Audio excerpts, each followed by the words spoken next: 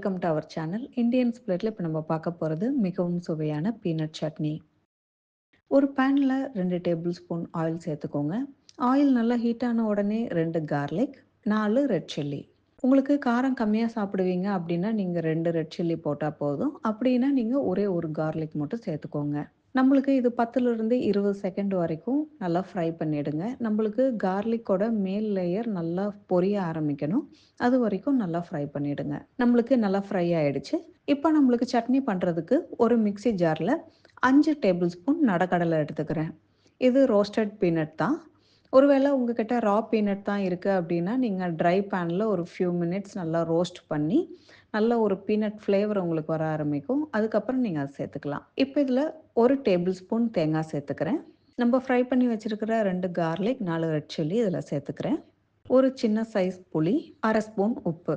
இப்போ இதில் 1/2 கிளாஸ் தண்ணியை ஆட் பண்ணிக்கிறேன்.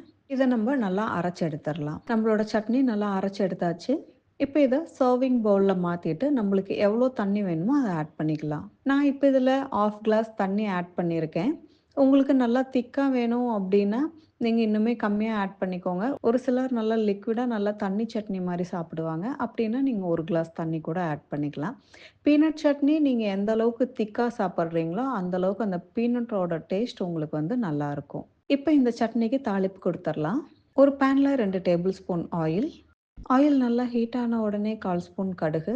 கடுகு நல்லா பொரிஞ்ச உடனே 1/2 ஸ்பூன் உளுந்து, 2 ரெட் சில்லி, கொஞ்சமாக கறி லீஃப். கறி லீஃப் நல்லா பொரிஞ்ச உடனே இப்போ இந்த தாளிப்பை நம்ம சட்னியில் ஆட் பண்ணிடலாம். நம்மளுக்கு மிகவும் சுவையான பீனட் சட்னி ரெடி. இந்த சட்னி உங்களுக்கு இட்லி, தோசை, உப்புமா, சேமியா அந்த மாதிரி எல்லாத்தோடையும் சாப்பிட்றதுக்கு ரொம்ப நல்லாயிருக்கும். இதே சட்னி நீங்கள் கொஞ்சம் கெட்டியாக பண்ணி சாப்பிட்டீங்க அப்படின்னா சப்பாத்தியோடையும் ரொம்ப ரொம்ப நல்லாயிருக்கும். கண்டிப்பாக நீங்களும் உங்கள் வீட்டில் இதை ட்ரை பண்ணி பார்த்துட்டு எப்படி இருக்குது அப்படிங்கிற உங்களோட ஃபீட்பேக் எங்களுக்கு கமெண்ட்ஸில் கொடுங்க. மீண்டும் உங்கள் எல்லாரையும் அடுத்த வீடியோவில் சந்திக்கிறேன். நன்றி, வணக்கம்.